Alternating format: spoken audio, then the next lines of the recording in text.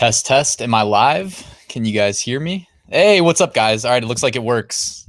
I'm using this really cool software called StreamYard, and it lets me live stream to like multiple places at the same time. However, I haven't been live in a while, but I see some YouTube comments. Let me see if I can find the Facebook comments to make sure that I'm live on Facebook as well. So give me 1 second. But if you guys can hear me, let me know in the comments like where you're from while we wait for a couple more people to join. There we go. I see myself talking over here on Facebook. Perfect. Thanks for bearing with me, guys. I haven't been live in a while, so if there's any technical difficulties, forgive me in advance, but I think we should be good to go. I'm just looking at my side monitors. All right, perfect. Thank you, Chris. Appreciate it. I'm just setting up over here so I can kind of watch myself and make sure that this is working. UK. Nice. I hope you're doing good over there in the UK. Algeria. New Jersey. What up? Print on demand king. I don't know if that's deserved, but I do appreciate it. If I'm looking at my side monitor, I'm just reading the comments over here. Iraq, Morocco, Italy. Sydney, what up? What time is it in Australia? Probably late. Dude, I want to go see Australia, but that is a long plane ride from the East Coast of the United States. Malaysia. Nice. Autofocus, not my friend. Is it out of focus? Here, wait. Sometimes if I like duck out of the frame and then come back, it focuses. India, Chicago. Cool. I'm also live streaming to YouTube if anybody prefers to watch there. But I think we should be good. Oh, I'm listening to myself. Sorry for the feedback. All right, cool. Pennsylvania, Dubai, Egypt. This is not my office, guys. Full transparency. This is a green screen behind me. I have my computer set up in my bedroom. It's one of these habits that I've just kind of had for, I don't know, the last 12 years probably. And I know my girlfriend is not a fan of it, but it's just one of these things where maximum efficiency. So it's definitely going to change eventually. But for now, like I'm just in my bedroom and I put the green screen, looks nice and professional. You guys want to you want to hear a joke about the this software that I use for live streaming? Again, it's called StreamYard. It's really nice because if you don't use software, you can only stream to one location. You can't multi-stream. And I was using the default green screen background when I first went live. And someone hit me up in the YouTube comments and they were like, dude, why do you have the same, or like, they were like, why do you live in the same house as a stripper? And I was like, what do you mean? And I thought about it and I was like, oh, okay. So you were on some naughty websites and she was also, whoever you were looking at was using the default background as well. So I had to go in and change that up. But cool, man. It's nice to see all you guys that joined me. I really appreciate it. I haven't been live in a while, but maybe I'll do this more often. You know what's nice about going live too is it gets your heartbeat up. Like when you're pre-recording videos, it's easy. You know, you can edit it. You're comfortable. Going live, you know, definitely have to leave your comfort zone for a little bit. And yeah, I like it. I miss being, even though we're not in person. You know, I do teach at the college level, but we're fully online since like April, I think. So it's been a while since I got the rush, you know. You like the stripper story, Michelle? Cool. How many people do we have? 168 people so far. I appreciate that, guys. By the way, hit the like button. I have no clue if it helps, but if you want to hit like, that'd be awesome. And it's 1:05, so I'm all for starting if you guys are.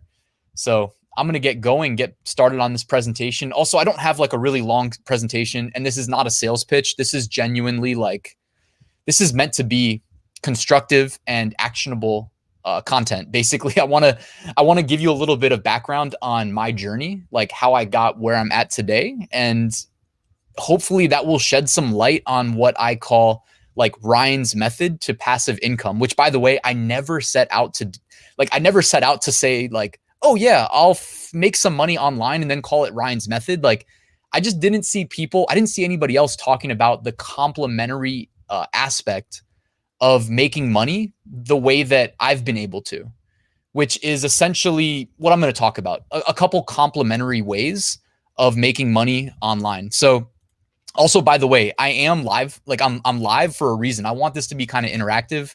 The presentation I prepared is not super long. So if you have questions along the way, definitely this is the time to ask. And again, when you see me glancing over at my side monitor, that's just me checking out the comments. And they are on a little bit of a delay. So if you ask a question, you may have like a, I don't know, 20-second buffer before I even have a chance to see it. So let's get started. I do appreciate everybody tuning in. We're up to 185 people. Thank you guys. I appreciate you. Appreciate your time. It definitely does make me feel special that people are interested in what I've got to say because, like I said, this is typically one-way communication. Like I'm just staring at a webcam right now. It's weird. It's definitely better to be in person, but you know what? This definitely works. And since we got people from around the world too, this wouldn't really be possible without it being online. So we got that. What's your suggestion? Also do an MBA start. All right. I'll answer those type of questions when we get a little bit further in, but I saved that question for later about Amazon FBM. Oh, what's up, Chris? Chris, definitely one of my favorite students. Happy to have you here. Glad you could make it. All right. So real quick, let me just introduce myself. This is what I do, by the way, on like the first day of the web development course that I teach at a local university. I just kind of introduce myself. However, what I don't do is put these funny looking, oh, I didn't share my screen yet. 1 second. Almost forgot. Let me see. Is this going to work? Bear with me 1 second. I didn't even realize I didn't have my presentation up here. So my bad. 1 second. Let me see how this looks on my, there we go. That's how I wanted it to look right here. I said one of my favorite students. I didn't want to exclude anybody from being my favorite student there. So 1 second, I'm just looking at my side monitor, making sure the live stream catches up. Perfect. All right, we're good to go. So this is what I thought was up while I was asking everybody where you were from, but thank you for those of you that took the initiative to introduce yourself. Appreciate it. So yeah, let's jump into it real quick. And if you can ask contextual questions for now, and then when we get to the end, you can ask the broad questions and I'll be happy to answer them. So I just wanted to introduce myself again. This is what I do on the first day of class. Fortunately for you guys, you don't have to do introductions today, but if you're in my web development course, I do ask that everybody actually take a second to do kind of an interactive introduction. But real quick, so I'm Ryan Hogue. I'm 31 years old. I am a 7-figure Amazon seller, 6-figure print-on-demand seller, approaching 7 figures. I was working as a senior front-end web developer until this past February, when I actually quit my job at age 30, which I actually always planned on doing. I know it's kind of crazy to plan that, but I planned it like 5 years in advance. Wait, 7, maybe 4 years in advance. But to the point where I actually told the president of the company, okay, I will talk a little bit slower. Sorry. It's probably the nerves from going live. I will slow down the pace. But I told the president of the company I worked at that I was going to leave this company by age 30, like at the latest, and make it on my own. And I'm extremely happy that I made that happen because I mean, that was kind of far-fetched at the time. When I told him that, I was 26 and I hadn't even started selling on Amazon yet. So back then, all I was doing as far as money goes, and I mean, I'm downplaying it, but I was working 9 to 5, senior web developer, making, good money by most people's standards, teaching web development. So, I mean, again, comfortable living, had a nice car, all that. And I was running my own side business as a web developer. So essentially, hopefully you guys see some parallels between that and what I do today, which is it's I learned something of value, got a job doing it, and then taught it. It's kind of like a trifecta of getting maximum value out of the time I invested to learn that skill. So I really believe in that approach. And that's what I'm doing here with e-commerce. I learned a new skill, proved that it can work. And then now I try to teach it. So anyways, that's the background on the web development aspect. Also, if you've seen my personal blog, I wrote that whole website from scratch. If anybody cares, front end, back end, database, etc. So I'm a bachelor and master degree holder in information technology. I've been teaching web development at the college level since age 25. Also, not something I ever planned on doing. It was completely, I don't have closed captions, by the way. I apologize. If closed captions was possible, I would enable them. Potentially YouTube might be able to, but I don't know if that is, I'm looking at both. I can see Facebook and YouTube. Sorry, I'm bouncing around a little bit. Hey, Dominic, man, I appreciate that. Definitely not necessary, but do appreciate that, man. All right. So anyways, that was my introduction to like me as a person. I guess outside of the realm of business, I also love football, like American football, love fantasy football. Recently took a liking to macroeconomics because I think that's something that right now matters a lot for a couple reasons. And yeah, I mean, that's pretty much it. I like the gym. I like to work out. For me, like, it's not just about chasing money. It's about like the full circle, you know, it's about mental and physical happiness. And then I think money is just kind of a bridge. Well, number one, it's like a checkbox you have to check for safety and security, especially if you have dependents, which I don't. I just have a new dog, which I was planning on having to show you guys, but yeah, hopefully YouTube has the closed caption. Yeah, I don't have the dog with me. She's downstairs, but I wanted to show you the puppy. And yeah, so where was I going with that? Now I kind of lost my track. Sorry about that.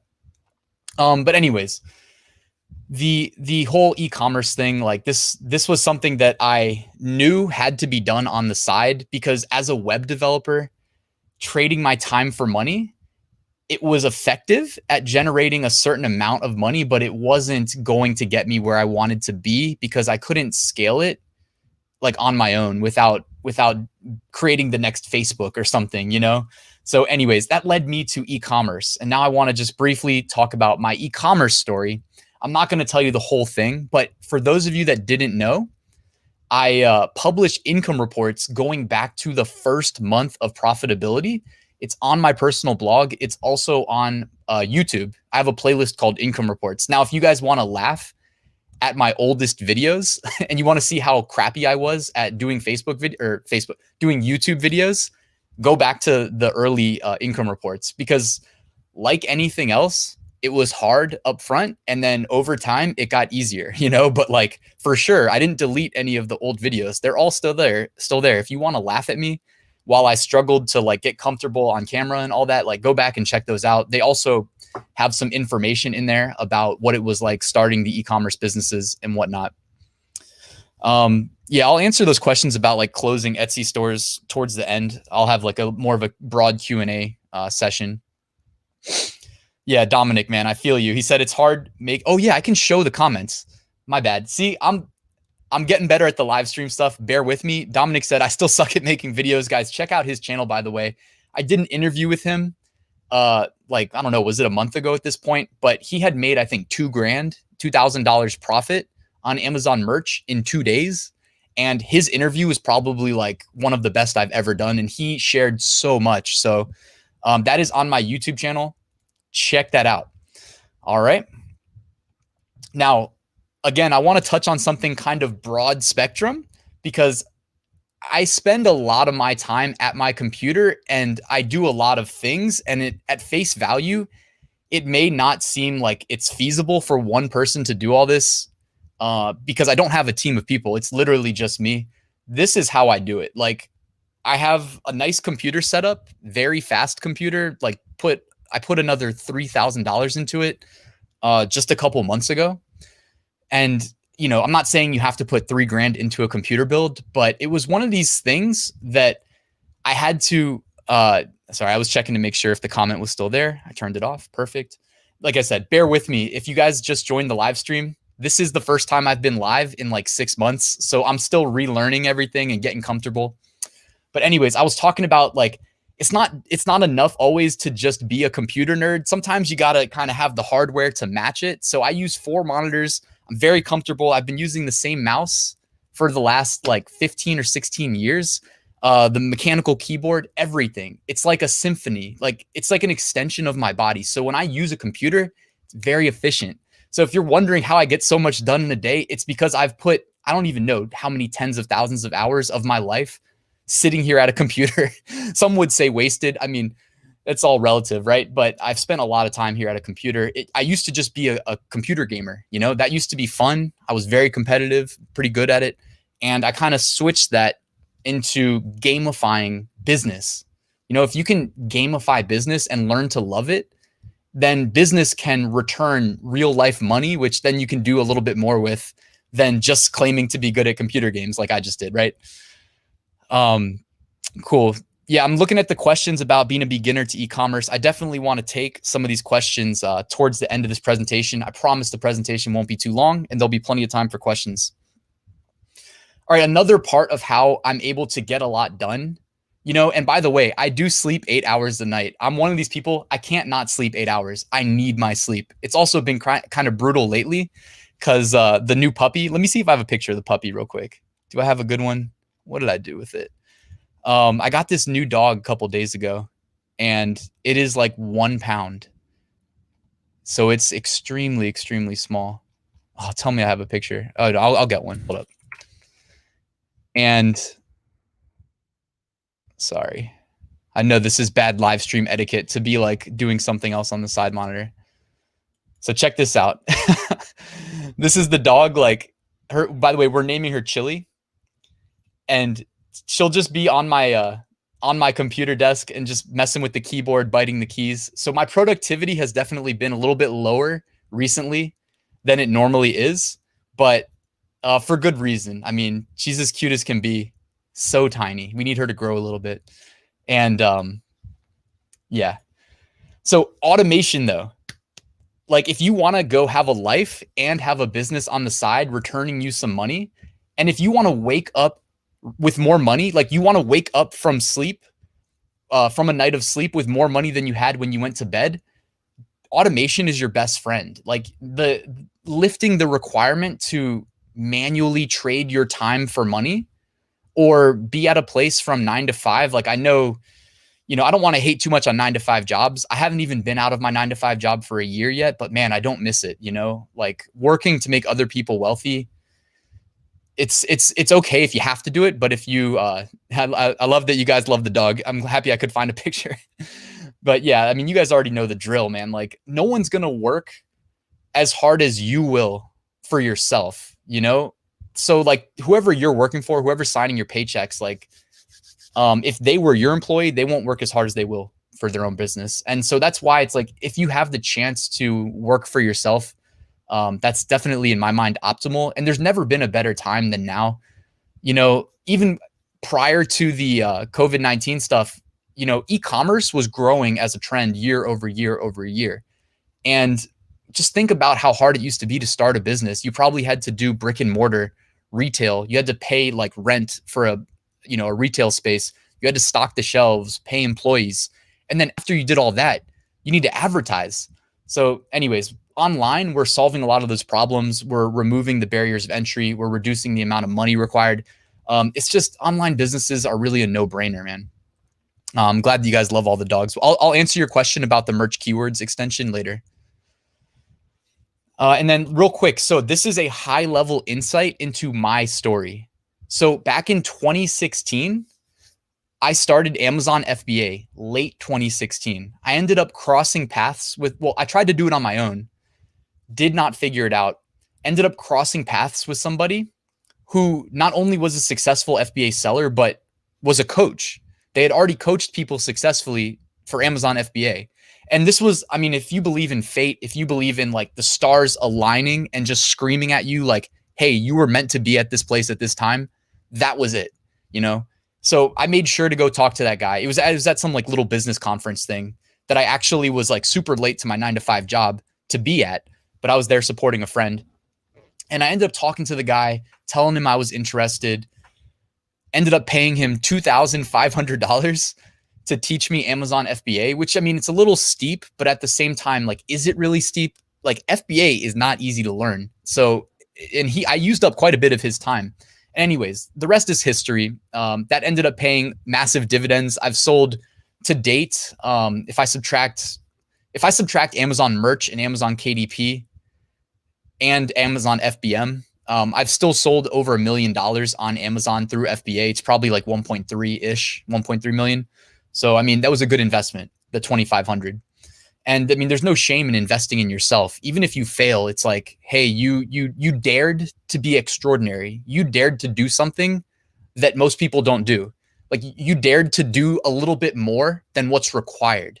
And I'm all about that. Like live outside of your comfort zone. At least like that's how I like to live my life. You know, like I said, going live for you guys right now on the live stream, even though it's like, it's all love here. Everybody's interacting and having a good time, or at least I hope.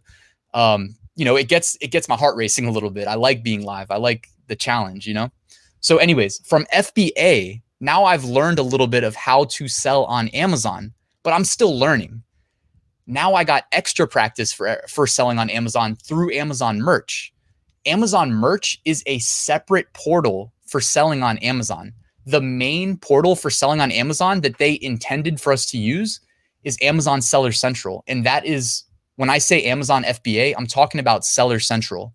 I'm talking about spending, you know, our real money. Like with FBA, it has by far the highest barrier of entry for the passive income methods I talk about. With FBA, you have to put your real money on the line and pay for physical goods. And you have to get them created and then import them to the United States or whatever, you know, there's FBA on other countries. I would recommend doing it in the United States because that's where the most customers are. I always say highest earning potential. But with FBA, your money's on the line. So it's a high barrier of entry, and that's good. I mean, I like that. Less competition, right? Amazon Merch is actually a very good complement to FBA. Okay. And a lot of what I call Ryan's method is just this complementary aspect of what we're doing here. Like, I guess after I describe these, I'll talk about something that's a very popular e-commerce method of making money that is not complementary. All right. So Amazon Merch, this is a separate portal for selling on Amazon. You lost 10K, man. Sorry. Look at this comment, man. I'm sorry about that, Apollo. You can definitely lose money though. I mean, that illustrates why FBA is a high barrier of entry, and that it's not necessarily, yeah, I mean, lessons learned, right? He said lessons learned. And by the way, like, you know, sometimes it's not like I haven't lost money. I've had products that I launched for $2,000. I think the most I probably lost on a single product was $2,000. And again, it's a learning experience. And when I pay taxes at the end of the year, like a $2,000 hit against my profit, it means I pay a little bit less taxes, right? In America, at least, we pay taxes on our profit. I know that's not what they do in the UK because I did sell on Amazon UK, the Pan-European, and the was it HMRC? They were making me pay taxes based on revenue, which was brutal. But I mean, yeah, that's a story for another day. Anyways, Amazon Merch, we're selling Prime eligible print on demand products to, it used to just be Amazon.com, but they've since expanded it to all of the Pan-European countries, which is like United Kingdom, Germany, France, Italy, Spain. They also expanded it to Japan recently. So it's a great opportunity to put products in front of a global audience. And you don't have to put money on the line. The downside of Amazon Merch is that it's invite only, as I'm sure pretty much everybody here knows. We got 276 people here. Thank you so much, guys, for joining. I appreciate it. If you guys showed up late, I'm planning on sending out a replay via email if you're on my email list. So check out your email for that if you missed anything. But Amazon Merch, again, if you can get into Amazon Merch, which I know is not easy. I'm not trying to be disrespectful to the people that have applied 15 times and didn't get in yet. I'm sorry. My heart goes out to you. But if you can get in, it's just practice selling on Amazon. Like the end result of Amazon Merch, because the way you list on Merch is not the same that you would list on FBA. That's why I say two different ways of selling on Amazon, but the end result is you have listings created on Amazon's catalog. The more listings you get created on Amazon's catalog, the more online real estate you occupy on the #1 e-commerce destination in the world, the more money you can expect to make, right? I'm not promising anybody anything. I'm just saying something that I don't think you can really argue. So take advantage of FBA if you can, if you have the means to. Again, higher barrier of entry. If you can get into Amazon Merch, take advantage. And then from Amazon Merch, so those were the first two that I did. Me being in Merch helped me with FBA. Me being in FBA helped me with Merch because it was the dual understanding of how Amazon functioned. From Amazon Merch, Yeah. Dominic's saying, after doing this for 6 months, FBA is really the only way you'll ever get to quitting your 9 to 5. Merch, Etsy, inconsistent. And I mean, yeah, I agree that someone said Amazon merch racist. I mean, I hope they're not racist. I think it might just have to do with tax law. I think it might have to do with tax law. I'm just guessing. I don't know. I don't work for them. But for sure, like FBA is a more consistent, more solid recurring income stream in my mind than print on demand. Because like, you know, print on demand, it's the low barrier of entry. People can join, rip you off, etc. So that's why I preach something that is very evident on this slide: diversification. Like I didn't just do FBA. I did FBA and then I said, oh, what's this? Amazon merch? I didn't know about that. By the way, when I first applied to Amazon merch, it took 5 months and then I completely forgot about it. Before I reapplied, then it took another month and I got in. So I think I got into merch like March of 2017. So not everybody gets in immediately. Like I didn't get in immediately. But from Amazon merch, I was able to achieve some success. You know, I'll tell you a success story in a little bit. But I took my designs from Amazon merch and I uploaded them to other platforms. Again, this concept of diversification. Not everybody goes to Amazon and purchases their products from Amazon. And those of you guys asking about reapplying to merch, wait till the Q&A section. I have something that I can tell you that may help increase the odds. I'm only saying may. I don't work for merch. I can't guarantee you anything, but I'll tell you about it in the Q&A. All right, but I took my Amazon merch designs, so they're already done. They're already made.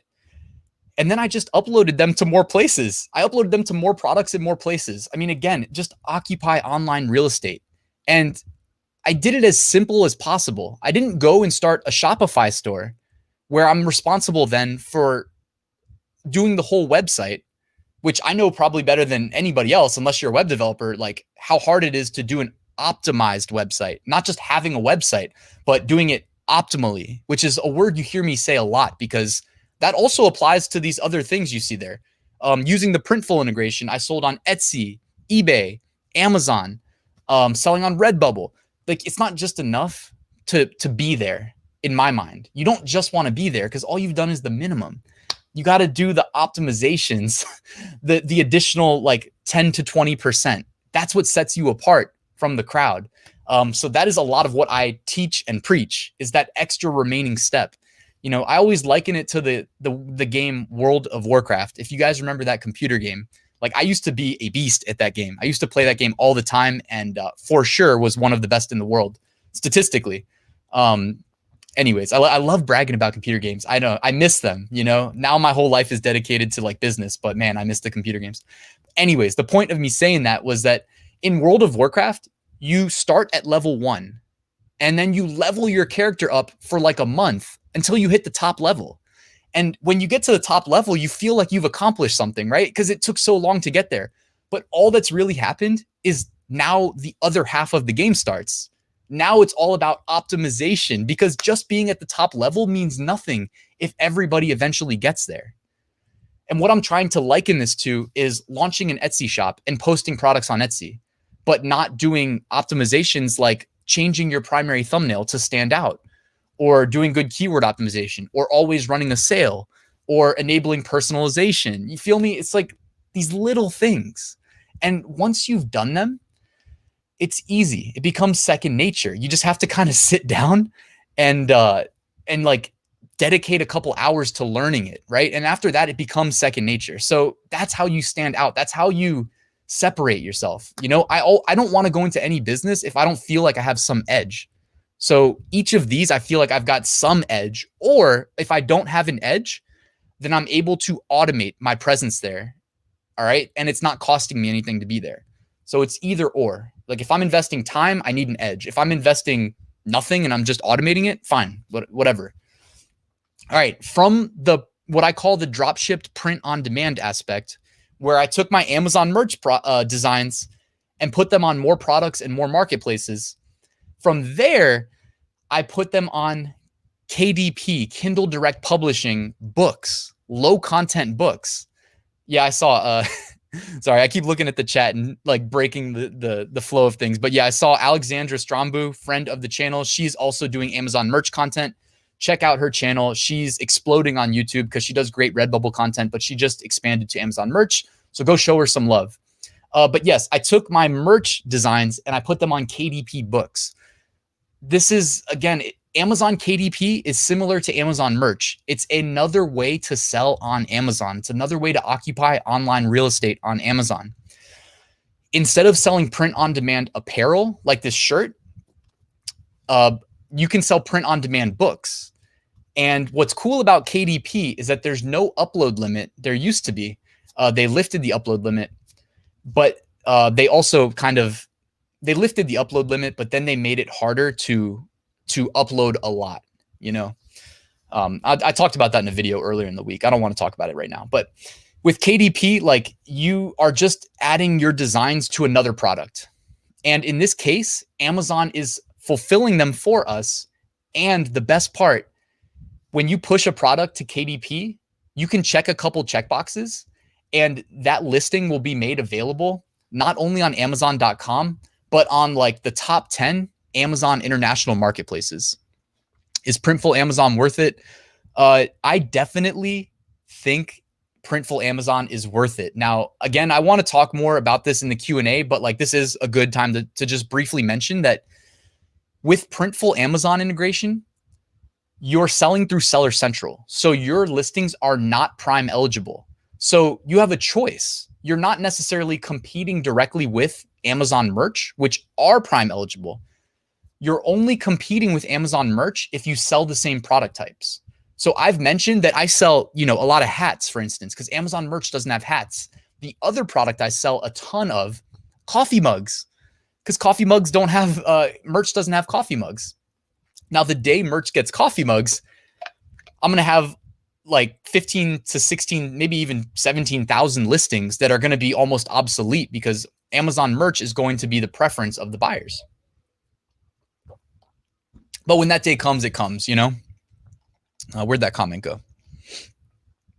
All right, yeah. And then Amazon merch, or sorry, Amazon Seller Central, Dominic made another good point. It costs $40 a month to have the professional seller account, but you need the professional seller account to get the GTIN exemption. The GTIN exemption removes the need for a UPC code. Otherwise, every listing you create on the catalog needs a UPC code. Those are expensive. So the $40 a month pales in comparison to what you would pay alternatively. I apologize if I'm a little bit all over the place, but there is a lot going on behind all of these logos on this slide. Like, there's a lot, you know, to the tune of, most of you know, I wrote full courses where I just essentially share exactly how I run my businesses.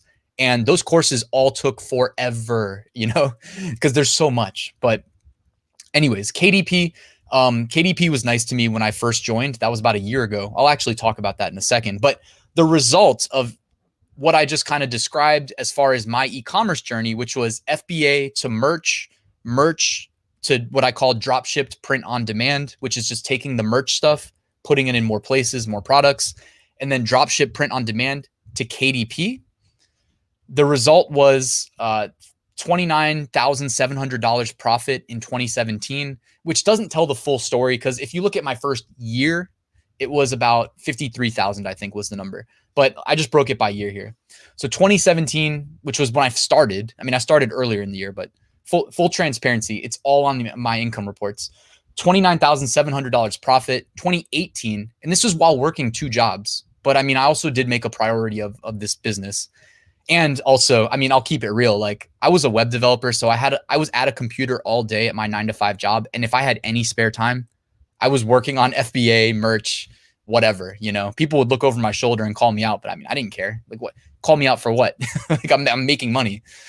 2018, $135,900 profit, great year. 2019, $130,000. Is that right? Did I make less money in 2019? Yeah, 2019. So 2019, I made 130K.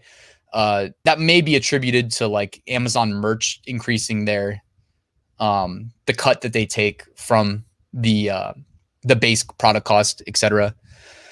Is TeePublic worth it? Why don't you sell on Teespring? TeePublic, I think for sure is worth it.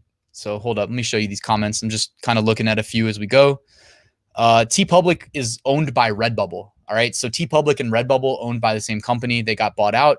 I do well on TeePublic. I only make a couple $100, maybe even like 150 a month.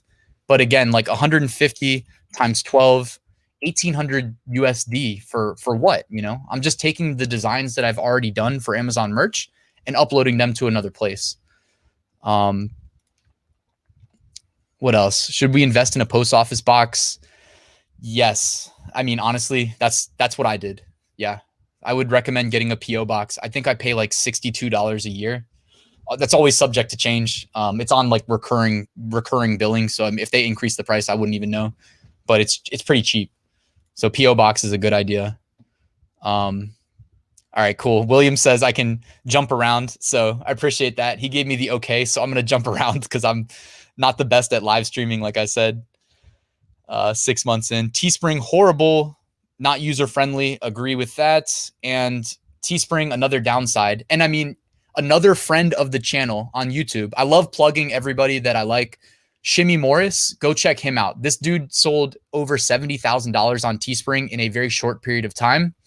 And he recently released a video talking about, essentially it was like anti-Teespring. So go check that out. He knows more about Teespring than I do.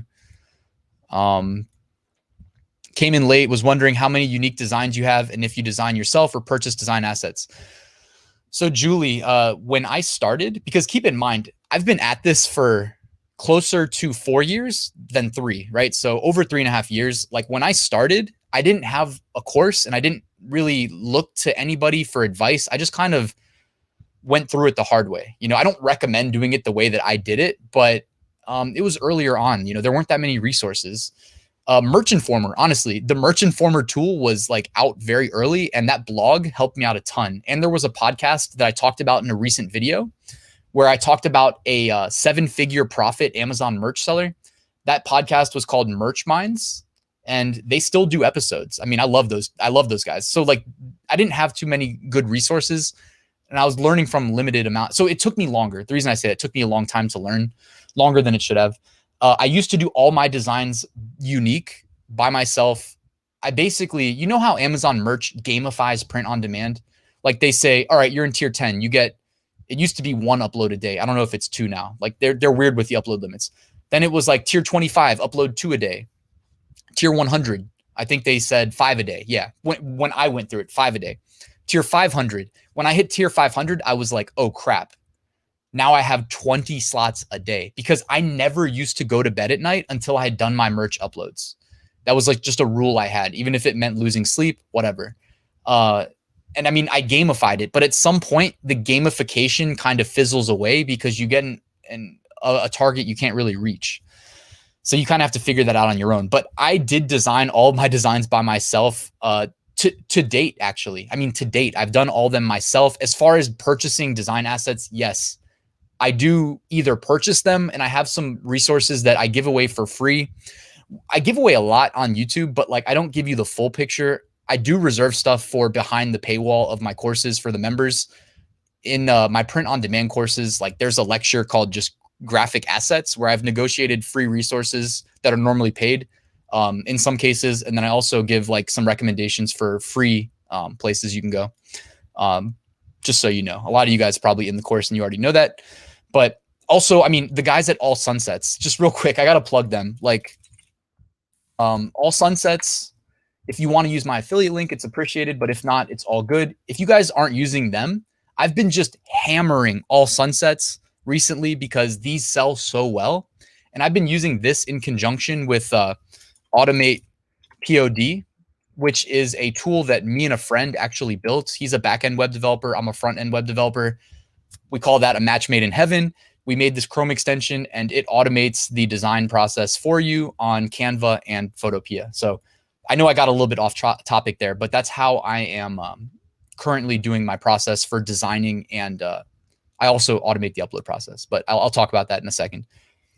So Amazon FBA, real quick. I know this is going on kind of long because I want to leave good time for Q&A. But with Amazon FBA, real quick, this was the first passive income method that I learned. And Chris loves All Sunsets.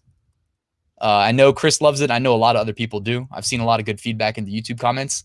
But as far as FBA goes, this is where I started. I've actually toured an FBA fulfillment center. I think there's only like 6 or 8 different locations in the United States that you can tour. Fortunately, I only lived an hour away from this one. So that was a really cool experience. I would not want to work there, but it's cool to see how the stuff works behind the scenes. Again, with FBA, like you are launching your own, or this is the method I teach. There's other ways to sell through Seller Central. The method that I teach, we sell our own branded private label products where we own the brand and we own the whole presence on Amazon, on the world's #1 e-commerce destination. We own the full aspect, like all aspects of it. And again, like it's not easy. No one's trying to say it's easy. It's certainly hard to figure out on your own, as I learned. That's why I paid somebody $2,500. But you know, the high barrier of entry also makes it like a little bit more of a realistic path to success as far as recurring passive income goes, in my mind. So to date, this was actually this year, and this is a story that, you know, I am very proud of because I did it almost completely transparently, other than telling you guys what the product was. And this is one day. I made $13,000 in sales in a single day. That was in April of this year. And I did a video on this on my YouTube channel if anybody wants to hear a little bit of the story. But and Brian, man, you just reminded me. I had a chart. So I was doing research and I forgot to put the chart in this presentation because I know we were supposed to be talking like Q4 slanted. But what I'm really getting at is that if you do all of these things I'm talking about, your fourth quarter will be bigger and bigger and bigger. The more diversified you are, the bigger your fourth quarter will be. I had a chart that showed, maybe during the Q&A, I'll pull it up, but I have a chart that shows, based on Google Trends, the spikes in fourth quarter demand. So hopefully I can find that. I apologize. I forgot to put that in the slide. So this year, like I did this almost fully transparently. I talked about it a year ago that I was launching this new product that was going to be a challenge. Not only, it was just going to be a challenge to rank in general. This product that led to me making 13K in a single day in sales in FBA, it was in by far the most competitive niche that I've ever sold in. And the first like 9 months that I sold this product, I was probably like breaking even or losing money because that's what it takes sometimes. But then this year, and I said publicly on the YouTube videos that you can still go watch. I said, like, I'm going to give this product a year and I'll cut ties with it if it doesn't work, but I'm going to give it 1 year. I want to see next year when it has sales history, because it was a little bit seasonal. I want to see how well it does. Anyways, it ended up working out. 13K in a day is absolutely absurd. I ended up selling out of the product like the next day, and then my sales just kind of fell off. It's not like I was hitting 13K a day. Because anybody that tells you that all of a sudden they got overnight success that big, you know, always critically think, right? Like, is that really probably likely? Well, probably not, because how did they forecast that they needed that much inventory to serve that demand, you know? So for me, I'll just tell you straight up, the next day my sales fell off a cliff because I sold out. I had another variation of this product, so I actually did have good sales for another week or so, but it sold out. All right, Amazon merch, real quick. Let's get to the Q&A.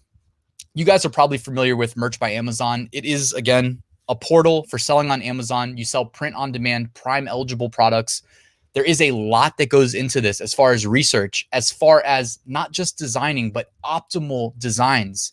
And I don't claim to know it all. I study the most successful Amazon merch sellers.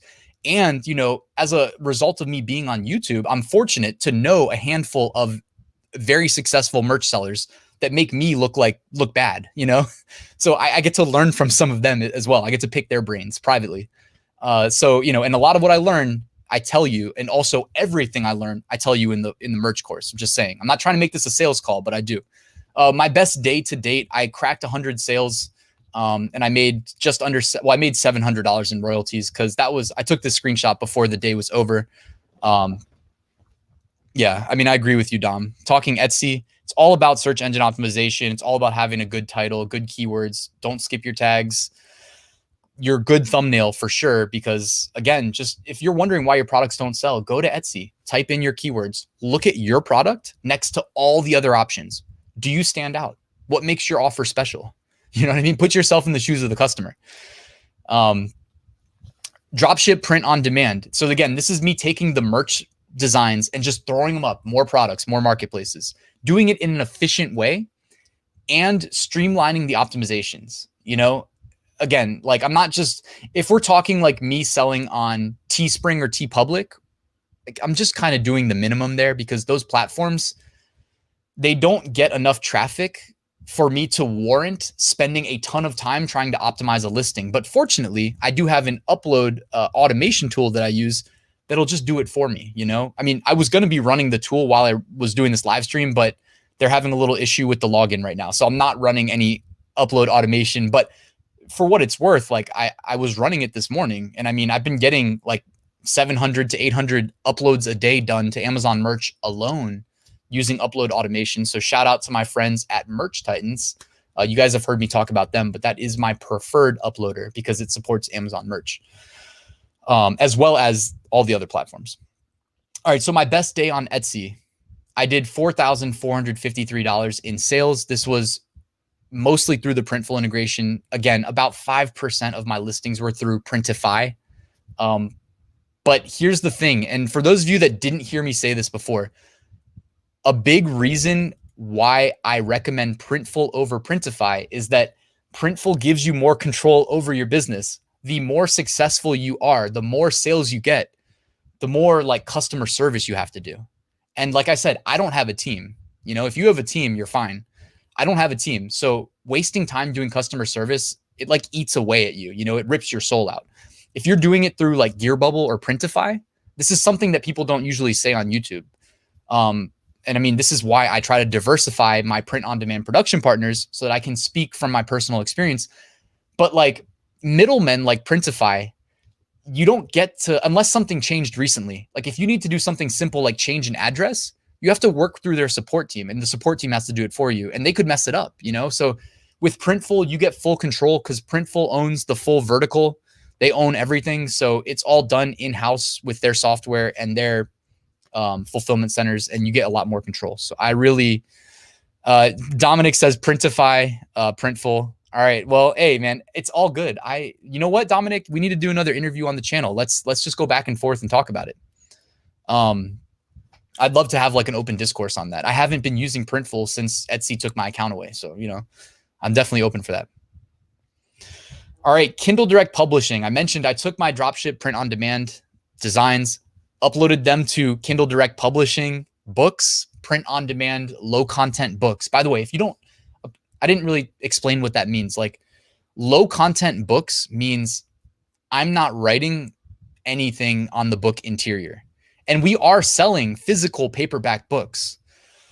With low content books though, I'm selling things like notebooks, dream journals, cookbooks, like where I wouldn't put the recipe in, you could write the recipe. You know what I mean? Generic interiors. And then what you can do is you can cycle the covers and sell them as gifts. I mean, I personally, like, I don't really read a lot. And so I'm not a big book guy. So like most of my stuff is slanted to be sold as gifts anyways. So it shouldn't come as a surprise that like my best months in KDP are always the fourth quarter. You know, 1 year ago in October, I started KDP. So I haven't even been doing it that long. And in the first 10 weeks, I made $3,500 profit. And I'm not saying that like there's some crazy trick that I know where I can say, yeah, you know, buy my course and you'll be doing the same thing. It's obviously it doesn't work that way. But like what I do say is, hey, this is what I did. I have a very easy, streamlinable method to convert your print on demand designs into KDP book covers. If you want to go ahead and do niche research, you know, you can do that. Like one of my best sellers was actually not a conversion. It was a book that I researched and manually created. It was my second bestseller. My bestseller was created from a t-shirt design. I'm just saying. And then I automate the upload process using my friends at Merch Titans Automation and their upload tool, you know, and I've got formulas built into my Excel spreadsheet that make it as easy as possible to get all of this done in a time-saving, streamlinable fashion. And I mean, it involves like things that you wouldn't expect, like little things that are easy to overlook. So, all right, this Sunday night, we're going to get in the Q&A in like 2 seconds, but I have to mention something. This Sunday night, my Amazon FBA course is increasing in price for 2 reasons. All right. And again, this is not a sales call, but I'm just letting you guys know because we're here. 2 reasons. One, there's been a lot of interest in it. And I love that people are interested in starting an FBA business. I do not have a team. I'm here in real time, unless I'm asleep, answering questions. I do it via email. I do it via Facebook Messenger. I do it via the course comments. I mean, when you comment in the course, I get an email. So I just see the email, go to the course, answer the question. And the private Facebook group. It is time consuming. And the more people that join, the more of my time it tends to take to do those things. So I don't need 1 million people joining the course. I'm pretty, we're good right now. So the cost going up is going to do 2 things. It's going to let less people join, which is good. And it's also going to reflect the value in the course, because if you go looking at FBA courses, they tend to be like $2,000 or more. And my course is every bit as good as any of them out there or better. So I'm just getting that out of the way. Also, the dropship print on demand course. This is over 70 lectures, 10 modules. It's multiple courses rolled up into one. And if it's multiple courses for the cost of one course, it doesn't really make sense because it's not reflecting the effort that I've put into it. So the price is going to reflect the effort I put into it. And there's definitely less questions from the print on demand course than the FBA course. Like I definitely am more actively involved in helping people through this than this one. So anyways, I'm just wanting to get that out of the way. If you're interested in joining, there is a link below. All right. Now let's get to the Q&A. I appreciate you guys so much for being here. We got 315 people here. I do appreciate that. Now let's get to some questions. Yeah, I do need a VA. I hear you. If you know a good one, let me know. All right. I'm scrolling up to get to some of these questions that I missed, but thank you so much, guys, for that presentation. Also, if you missed the 4th quarter slant that I meant to put on that, doing anything that I just talked about, everything I just shared is related to e-commerce. Your presence online, the amount of internet real estate you occupy heading into the 4th quarter, there is a direct correlation between you owning more online real estate with products for sale and money made. All right. So the whole point of this was to say, like, this is what I'm doing. And if you're subscribed on YouTube, you see my income reports. I'm not trying to blow anybody away with numbers. I'm just showing you what it is, how it's working for me. I'm busy with YouTube. I'm busy with the courses, but I'm running these businesses. Like I show you how to start, then how to start streamlining, and then how to use automation to make it as passive as possible if that's the approach you want. Which I'm doing a lot of stuff passive right now because I'm busy with other stuff, but I'm still making good money. All right, Dominic, man, you're killing it in the comments below. I really appreciate that. Let's see. All right, I'm just going to go through some of these. Harry said, I'm thinking of growing my Instagram before applying again in MBA. All right, let's just talk about merch by Amazon and how to increase the odds of getting in. Okay, so I am planning on having the CEO of this business on my channel. It's called Jumpstart Filings. Man, I do have an affiliate link, but again, like whatever, just go to their website. It's all good if I don't get credit for sending you. That's not the point of me doing this, by the way. Jumpstart Filings is my recommended way of getting an EIN, which is a US business tax ID, because the tax ID, even though no one at Merch has openly said this, like you guys know, I see a lot of Facebook comments, YouTube comments, etc. I see all your questions. Getting into merch is probably the most common question. And the most common thing between people that don't get in is not being in the United States. And I don't want to say it's racist. I know someone said that, but like, seriously, it's probably just a tax law thing. So this will help. If you have a US business, that will increase the odds of getting in. The reason I recommend Jumpstart Filings is because they are by far, the cheapest, the most affordable. All right. So check them out. This is where I would drop a link. Actually, maybe I will. Hold up. Give me 2 seconds. If you want to show me some love and use the link, that'll be appreciated. But otherwise, I am also going to have the CEO on for an interview at some point. I've already talked to him on the phone. They're just dealing with a huge influx of applicants. All right. If you don't have a professional seller account to sell with Printful, does the same thing apply? Not being able to get a GTIN? Yes. With a standard, not a Seller Central account where you don't pay $40 a month, you don't get to get a GTIN. Let's see what else. Hating on Teespring. I see that. Ryan, can you rate some Redbubble stores? I'm not going to do it live right now, but I did do kind of a quick went through and reviewed like 5 or 6 Redbubble stores on YouTube. I'll do that again next week for you. And I've got a long list, by the way. So I don't know if I can see your shop, but can you speak on sales taxes on Redbubble? So I think Redbubble switched how it was. Don't quote me. I'm not a tax attorney, but it used to be that they wanted sellers to pay state taxes. If you look at the Redbubble breakdown on transactions, it looks like they do it now for us. TeePublic's weird. Uploaded one anti-Trump. Yeah. So guys, TeePublic, Redbubble, Amazon merch.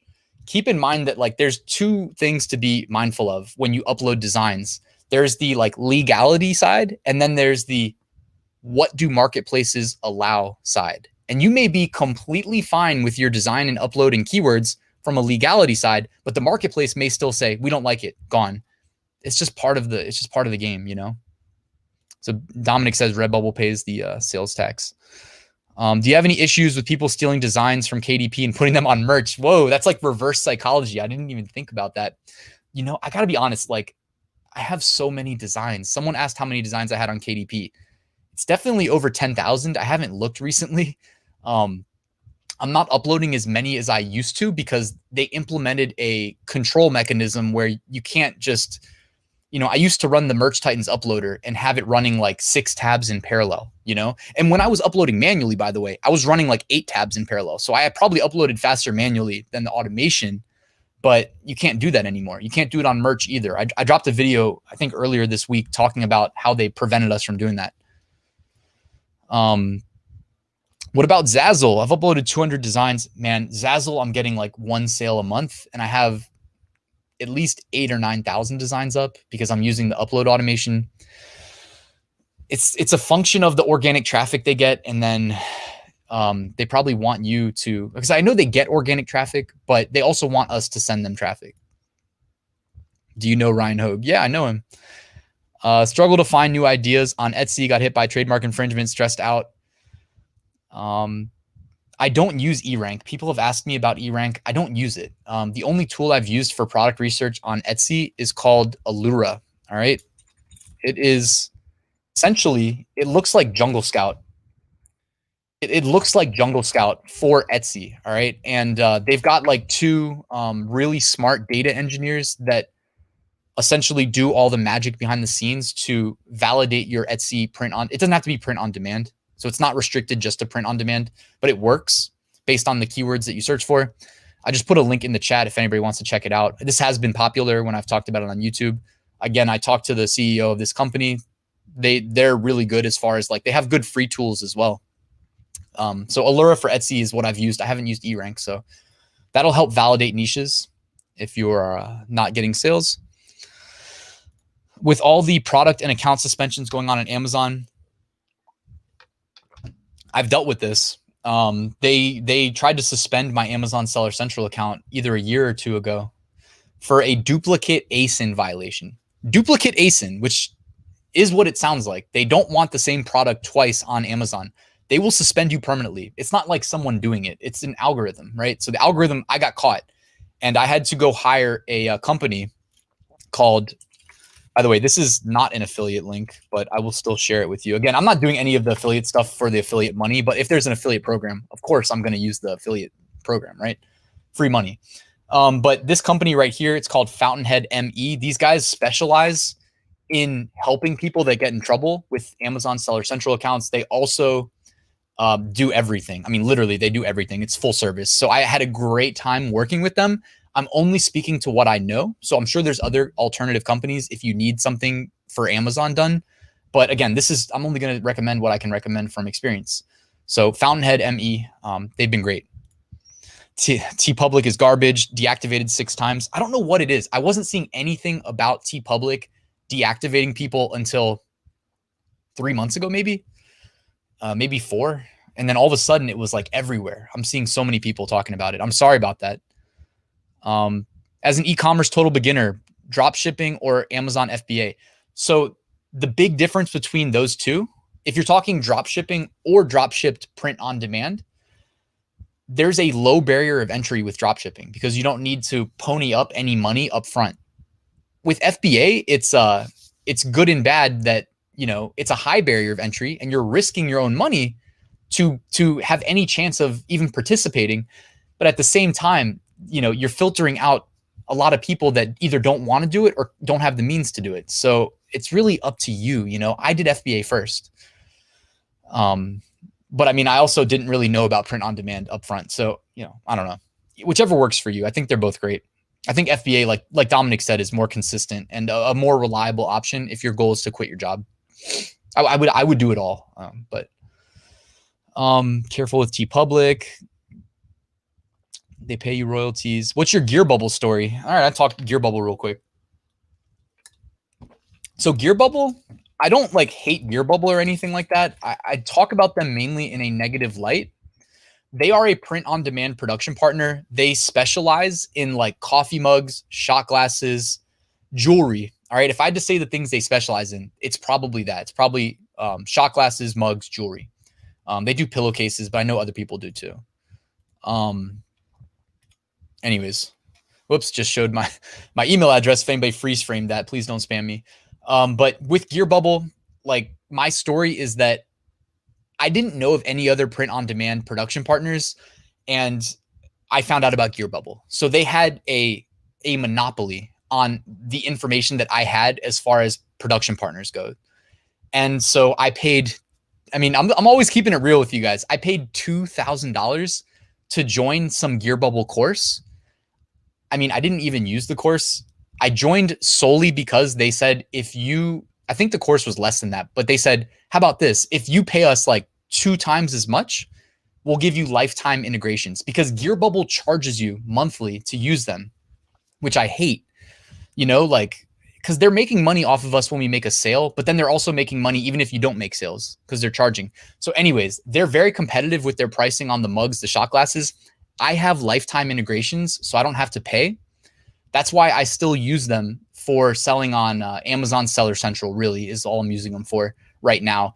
And I use a really cool tool that it would not surprise me if I'm the only one that really likes this tool because it's kind of over the top, but it's called POD Turbo. And with POD Turbo, you can schedule uploads to Amazon Seller Central via GearBubble. And it works like literally all day and all night for me. So every day I get 200 product listings created to Amazon Seller Central via POD Turbo. The reason I said you guys might not be interested is because like it is pricey. All right, it's pricey. You know, I'm exploring another option, by the way. It's not ready to be. I have to use it first, right? So first and foremost, it's not even ready for me to use. Someone emailed me about it. I'm going to use it. It's going to be doing essentially this, except using custom cat. So if it looks good, if it's a promising alternative, you'll hear from me. You know, I'm always looking out for your guys' best interest. If it's a more affordable alternative and you don't have to pay monthly for GearBubble, of course, no brainer. But POD Turbo, I've been using it. It is kick ass. I'm getting, 200 uploads a day done automatically. No brainer. What else? GearBubble. Someone said GearBubble, so I answered that question. How many designs do you have on your Amazon account? It's up to like 1,700 or 17,000 right now, I think. Again, though, with POD Turbo, 200 a day minimum. Like if I see something that I want to upload via the Printful integration, I still do that. But prior to using POD Turbo, I had like an internal clock where about every 30 minutes, I would push 2 new products to Amazon via the Printful integration. And that also took a lot of my time, you know, because it's constantly like something else to do. And it's on a recurring basis because it takes about 30 minutes on average to have those 2 new listings settled. And then I push two new ones. So with POD Turbo, it removes me feeling compelled to always be doing that. But again, if I want to push new ones, I still go do it. I just don't feel like I have to do it so that I'm constantly growing my catalog.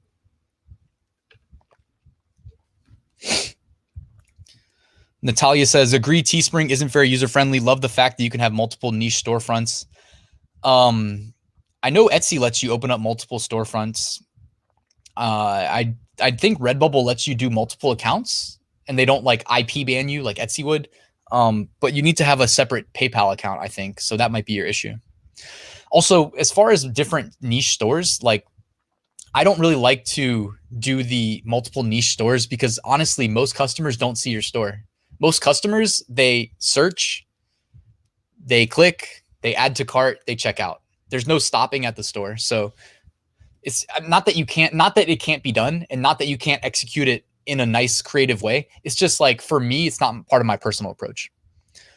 There's a lot of questions or a lot of chat. Sorry. It's good that you guys were engaging with yourselves. I'm glad that the live stream's gone well so far.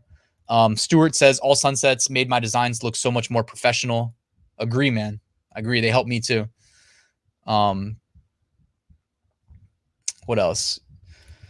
You're sharing practical quality videos, made sales thanks to your niche suggestions. Hey guys, if you're not subscribed on YouTube, every Sunday I drop at least 5 good t-shirt niches and print on demand. It can be more than just t-shirts, but I'm always studying Amazon merch t-shirts when I give those recommendations.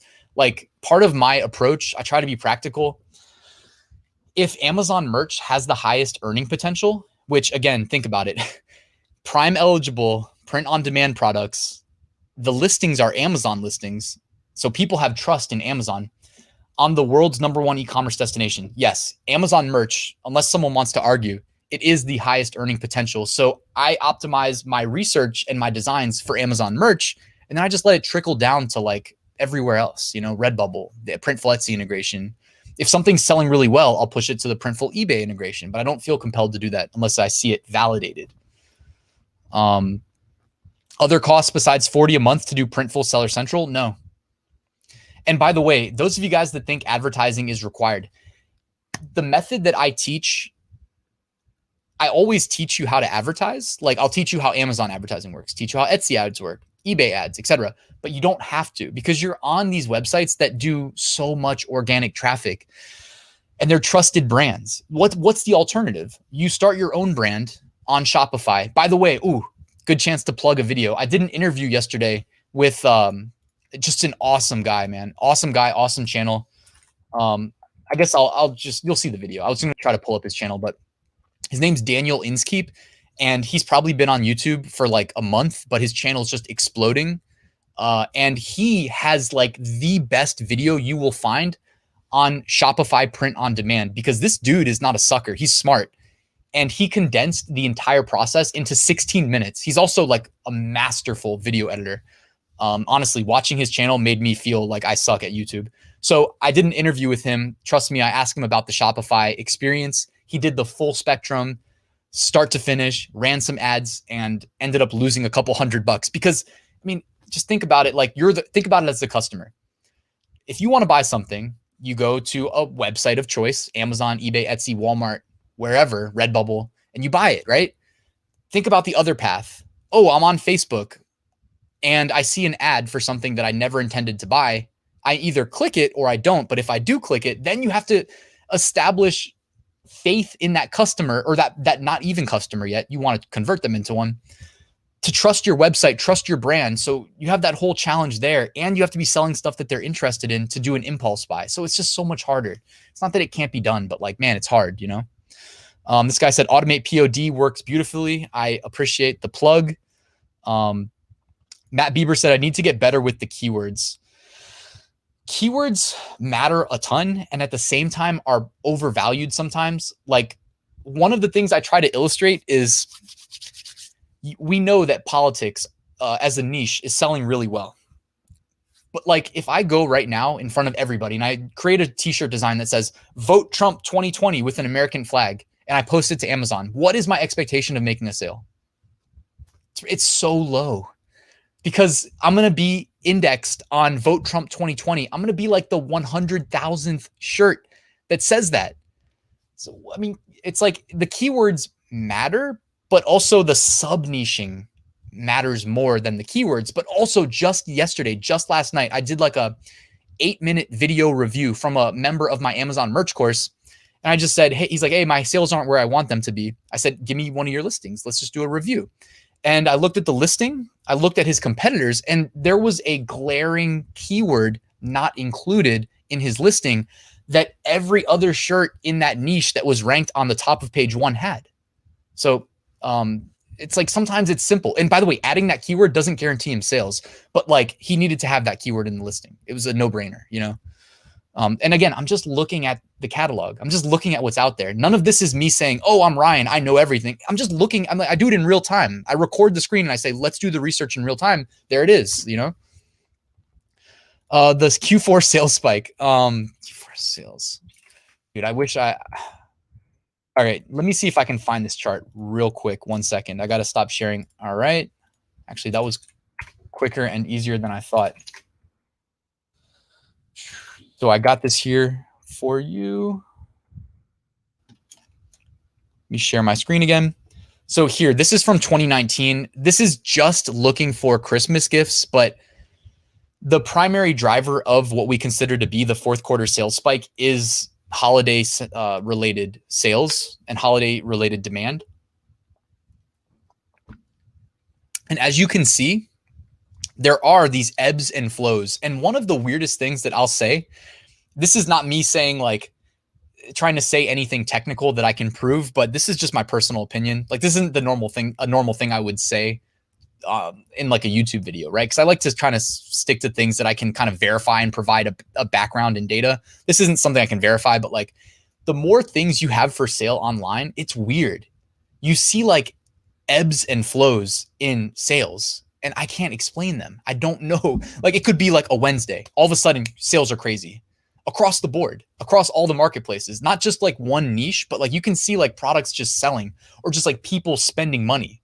And I've seen some weird things like, I don't know, man, if you're into like astrology, I've seen people like actually say that there's scientific data to support that like solar flares or sun activity can affect us here on Earth, even though it's super far away. Like, I'm not trying to get into the woo-woo mysticism stuff, but like it's just weird, right? Like I see it myself now that I've got so many things for sale in different places. So I don't know why October 29th, November 12th, November 19th, like if those are special dates, if there's marketers running ads on TV around then, reminding people to buy stuff, but for Christmas, but you definitely start to see the sales pick up in late October, mid to late October, in my opinion.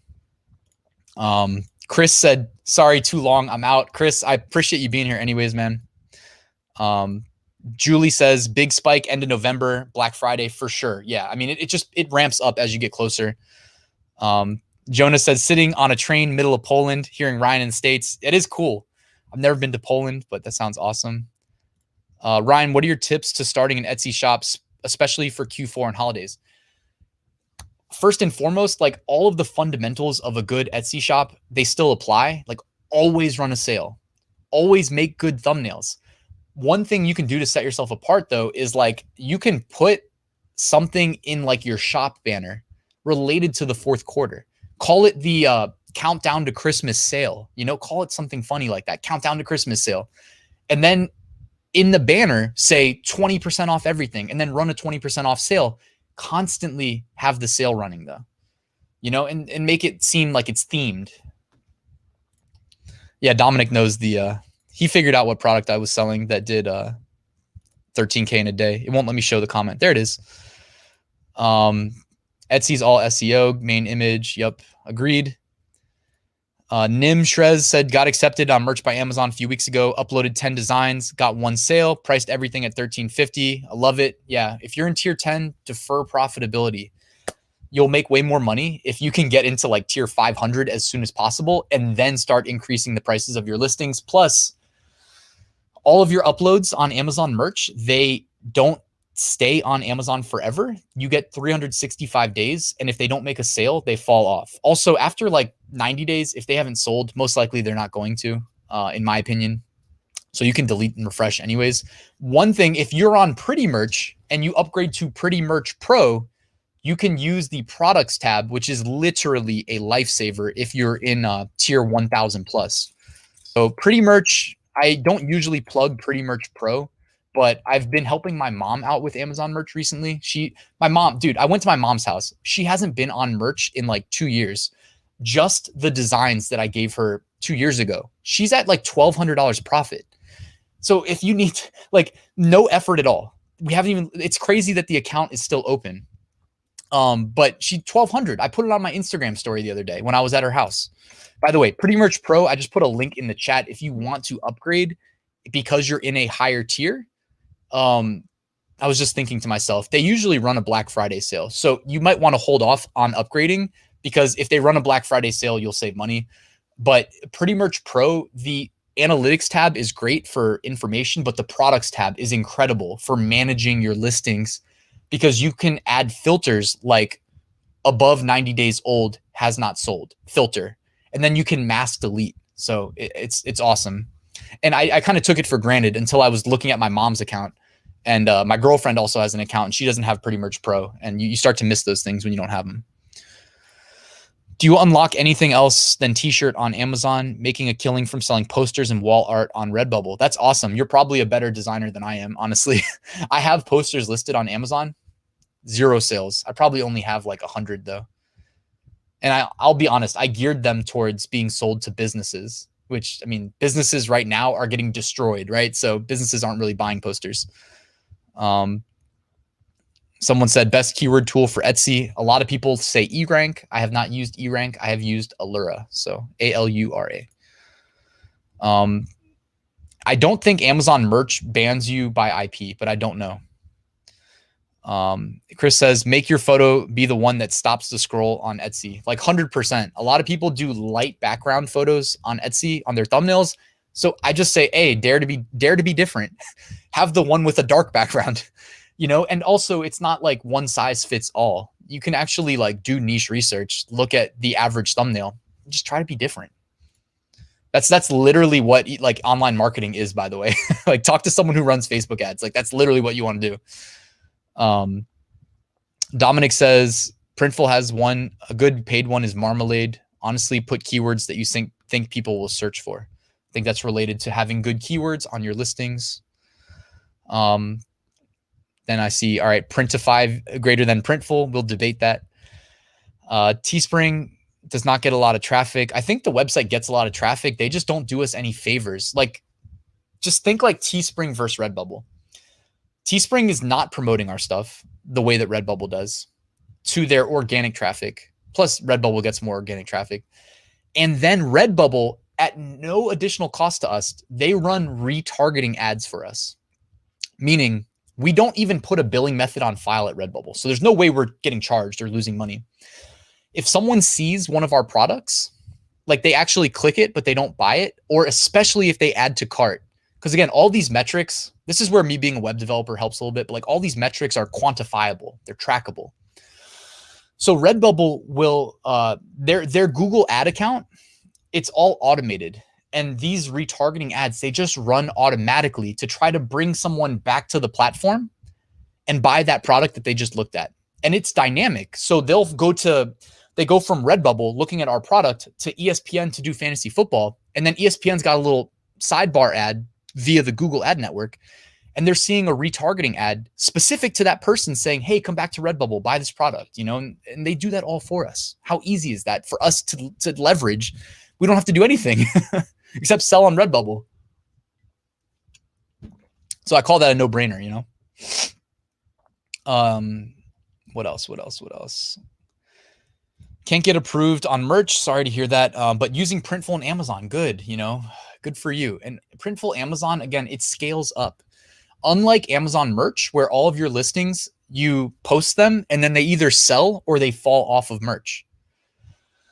Amazon FBM, that catalog you're building forever. It's going to sit there forever. So all you're doing is occupying more and more online real estate on the world's #1 e-commerce destination. I mean, it's a no-brainer, Oh, one thing about GearBubble too, while we head into the fourth quarter, GearBubble allows you to sell FBA mugs and shot glasses. So like, I don't usually recommend investing in print on demand stuff because it's not really on demand at that point because you've invested.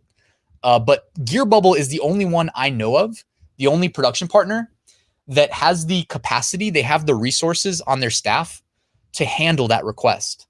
And people make a killing doing that. Like, people make a killing. I'm in those GearBubble groups. I see the people with their success stories. Like, there are people that do okay throughout the year. And then when fourth quarter comes, or like there are certain people that literally they make a living selling Halloween costumes each year. That's all they do, Halloween, because that's how much money they make. There's people in the GearBubble group that do. I mean, this is something that I do, but I don't do it as to the extent that other people do. And you can, it's like, it's not even expensive. They give you a discount on the base product cost, and it's like 36 mugs per case. So 36 times, I think it's like $4 a mug. So what was that? 36 times 4, $144, give or take, per case of mugs. If you have FBA mugs for sale around Christmas and they don't suck, you're going to make bank. You're going to make a lot of sales. But I have tested it outside of the fourth quarter, and it does not work nearly as good. So it's a fourth quarter thing for sure. But related to GearBubble. And I don't know any other print-on-demand companies that do support FBA requests. So if you know of some, let me know. For Q&A, do you recommend a tax advisor company for POD? Honestly, like I spend like 3 to 4 days every year doing my own taxes in TurboTax, and kind of all year, like part of me doing the income reports is it helps me know what my bottom line is month to month to month. So it's not like super brutal whenever it's tax filing season. On a side note too, I am like consulting a true like CPA this week for some advice on outsourcing, doing my own taxes. Cause at this point it's like too much of a headache. So this will probably be the year that I don't do that.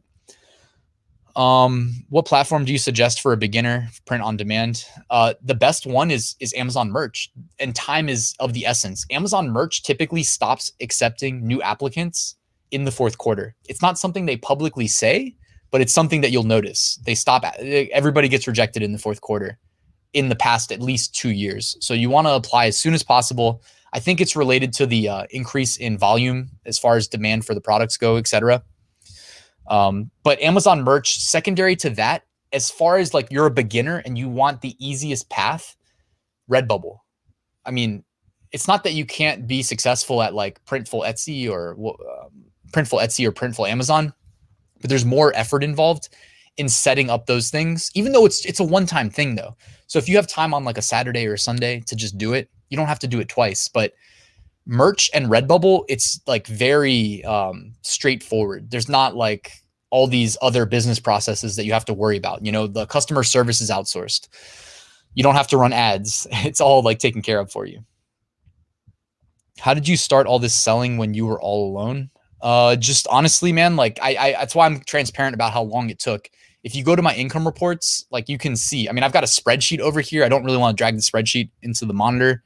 Like, I don't know if there's any, well, yeah, I'm not going to do that, but everything in my income reports is transparent. I have literally like a nice spreadsheet that shows me how long it took to scale up each income stream. And it's probably going to be similar for everybody. Like, you don't usually see instant success. So it just takes time, you know? What else? Working with Guten since it's free. Hope you can speak on Guten. Yeah, I did a Guten review. I mean, I love Guten. I think it's a very promising production partner. They have like a lot of products. They have a huge catalog. It might be bigger than Printful. And Guten, another awesome thing is that coffee mugs, they are basically on par with GearBubble as far as coffee mugs. So that's awesome. The only downside is their Amazon integration is not live yet. So that's the big drawback. KDP, is it separate from Seller Central? Yes, it is, Stuart. So KDP, you can apply. KDP, by the way, excuse me. Unlike Amazon Merch, there is no application process. With KDP, you can just sign up. I mean, don't quote me because it's been a year since I joined. So if they changed anything, my bad. But I'm pretty sure like KDP lets everybody in. You just sign up. KDP, my story, if I'm going to give a brief high level overview, is like, it took me one weekend of like Saturday, Sunday, like nothing else, just KDP. And after that, I felt very comfortable doing it. So if you have time, and by the way, I mean, it's self-taught, you know, so it can be done easier. Like I did write a course where I show everything that I do for KDP, but I'm not trying to be the guy that's like saying, buy my course, but it's there. Yeah, just give it a weekend. Because like once you've figured it out, once you get how it works, you're good, you know? And then while we're on the topic of KDP, let me just briefly mention one thing that's awesome for KDP and awesome for Amazon merch. If you used your Amazon merch invite code to get into AMS, which is Amazon marketing. It used to be called Amazon Marketing Services. Now I think it's just called Amazon Marketing, but I still call it AMS. So this tool right here, I talked about it, probably 6-7 months ago. It's called Merch Amigo. I'll put a link in the chat, but this thing rocks. This thing literally automates your ability to create ads.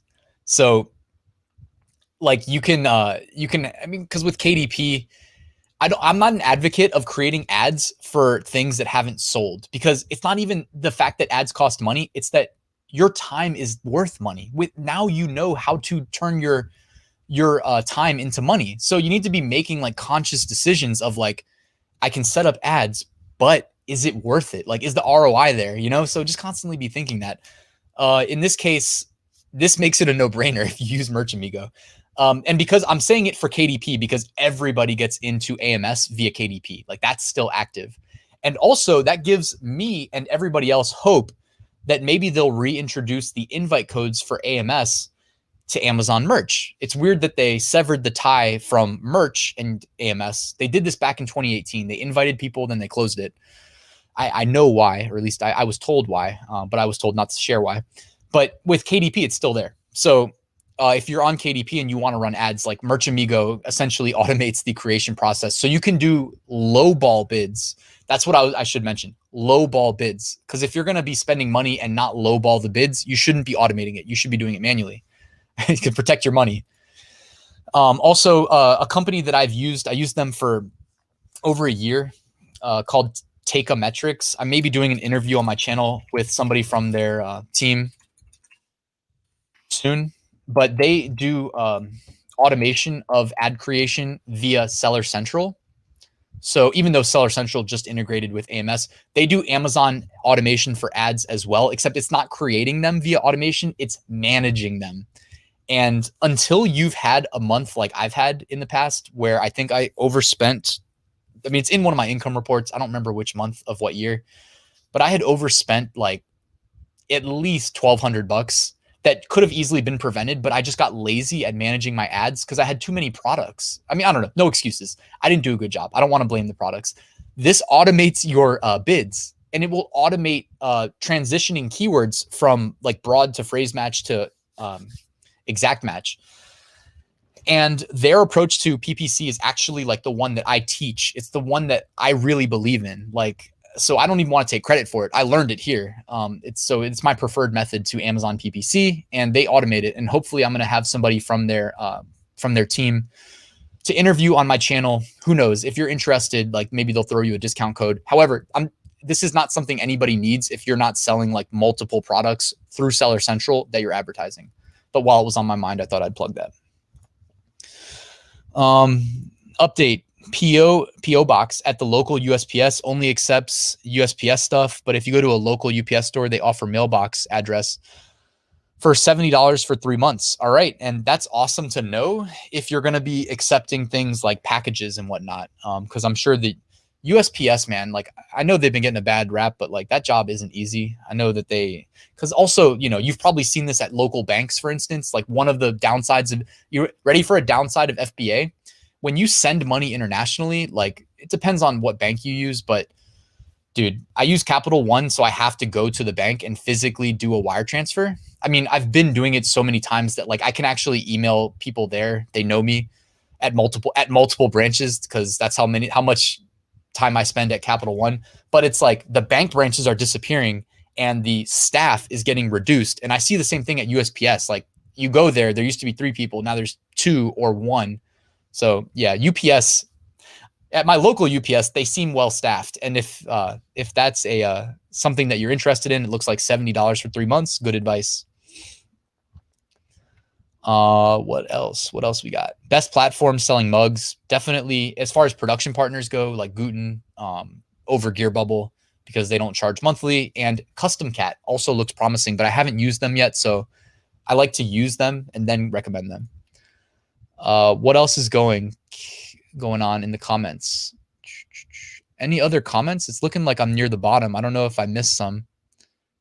If I did, I apologize. Can simple text designs sell on Redbubble? That's a good question. I make way more sales of simple text designs on Amazon merch than I do on Redbubble. Straight up. Like, I sell simple text designs on Redbubble, but the ratio that I see coming through merch versus Redbubble, it's probably like at least no less than 3-1. So for every one I make through Redbubble, I'll get 3 on merch. Because Redbubble, again, lower barrier of entry, you got to factor that in. There's more people competing for the same share of the pie there. And Amazon has a higher customer base, you know? How should I optimize tags and titles on Redbubble? So I have a video on that. Redbubble tags are interesting because you find contradictory information if you go and look at their resources. So it's like they contradict themselves. So I don't even know, you know, like it seems like the sweet spot based on if you look at the video I did on YouTube, like I have evaluated top selling listings. So I went through the Redbubble recommendations, then I looked at actual best sellers, and the sweet spot seemed to be like 15 to 25. But also what's interesting is it's a lot of single words. And also just saying like, there's another good YouTuber called The Money Game. I've had him on the channel for an interview, and or I don't remember, did I have him on? If I didn't, I need to have him on, but I did an interview for his channel. He's a really good guy. He talks a lot of Redbubble.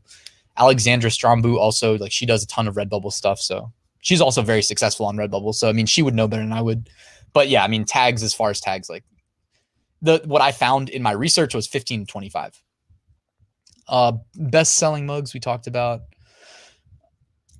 Batty, hope my VA worked. Dude, yes. Thank you so much, guys. I do appreciate it.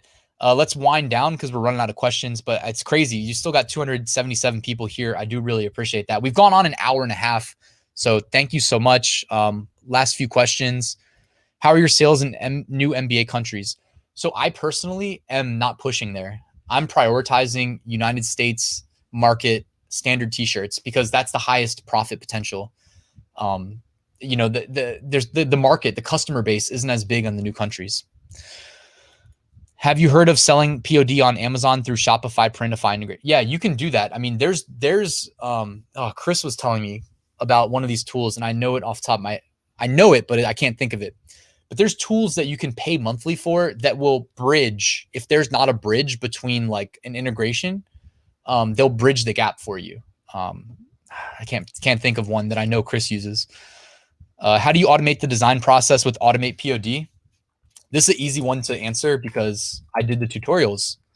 So if you go to the website, like you can click tutorial. It literally takes like 5 minutes to get set up. It takes no less than 5 minutes or no more than 5 minutes, honestly. And we give you templates. So all of these templates you can just click to download and you can feed them into your designs. So it's kind of done for you as much as we could. What's better, Etsy having free delivery badge or free delivery over 35 but no badge?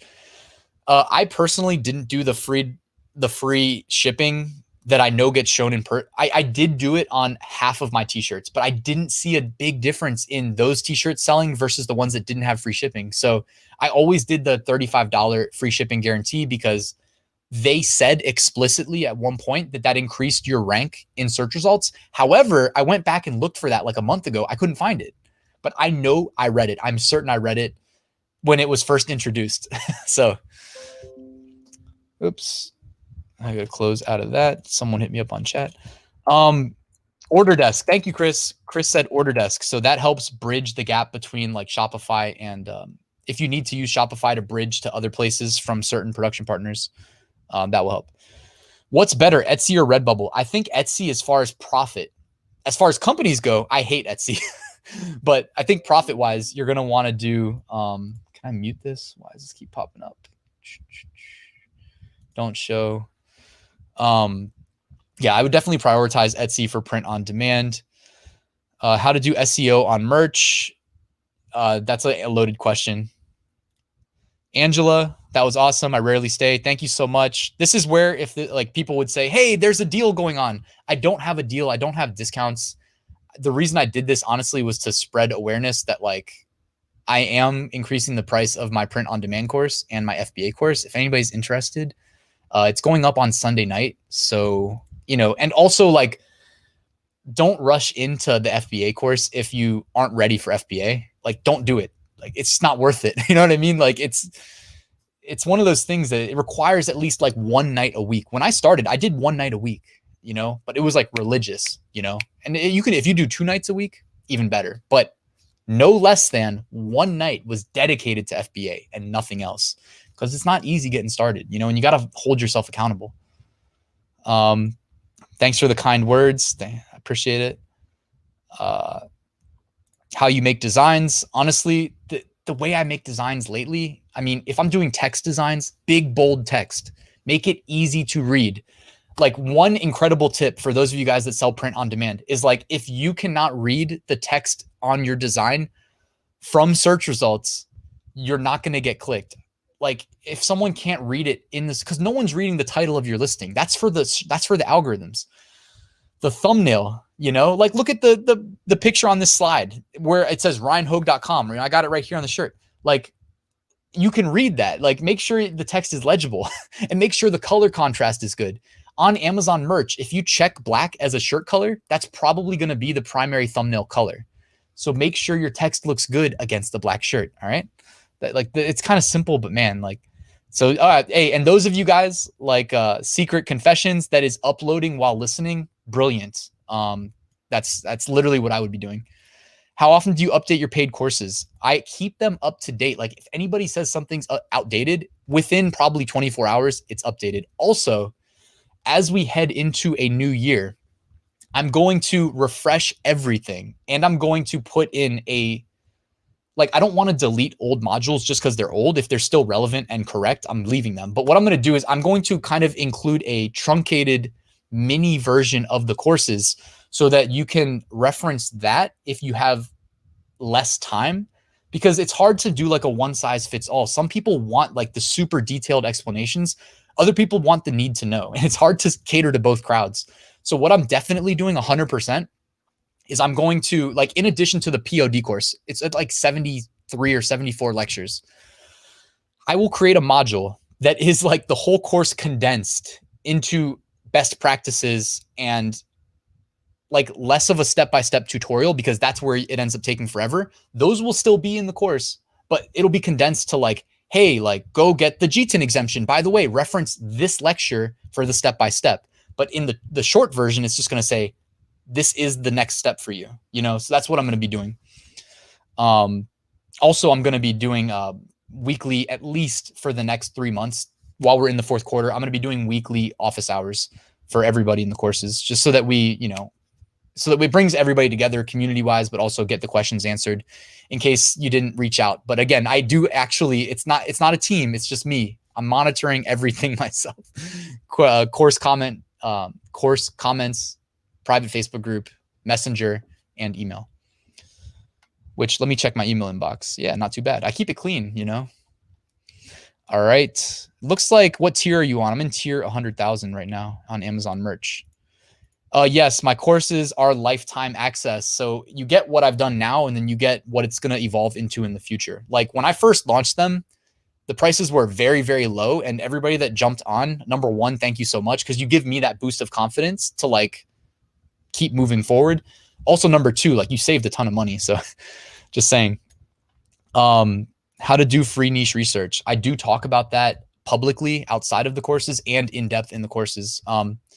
Yeah, not all the comments are coming through. I think Facebook comments are lagging, so I apologize. But given that this has gone 1 hour and 38 minutes, guys, we should probably wrap up. I do appreciate there's still 277 people. That's awesome. I've talked a lot. I need a break. I'm gonna go check on the puppy. We ended up naming her Chili. I know I said Juju the other day, but we ended up switching her name to Chili because I don't know. I don't even remember why, but I like Chili a little bit more. So I'm gonna go check on her. I hope you guys appreciate the live stream. I definitely appreciate the love. Those of you guys that stayed for 1 hour and 40 minutes, value your time. Hope you guys got some good information in return. In summary, all I'm really trying to say is, like, occupy as much online real estate as possible and work within confines. If you can't get on merch, you're not on merch. Sorry. Like, it sucks, but you're not on merch. Like, go focus on other platforms. And if you're not like good at driving traffic to places like Teespring, sell on TeePublic, sell on Redbubble. They get plenty of traffic, you know? So just keep things simple. Make your designs big and bold. If you put text on a design, make sure they can read it from the thumbnail. Little things like that. Use relevant keywords. Look at competitors. See what keywords that they're using. That's a good hint of like what worked. And, just, do stuff like that. All right. Hey, thank you so much, guys. Thank you for staying till the end. I appreciate it. I see a lot of familiar faces. Will you make an interview with Joe Robert? Yeah, I asked him for an interview. He said he was busy and then he never got back to me. I said I would wait. But if you know him, I'm down. I want to interview him. So definitely have him reach out. But I appreciate it, guys. I'm going to sign off. Take care. Enjoy your weekend. And I'll send the replay out via email if you're on my email list.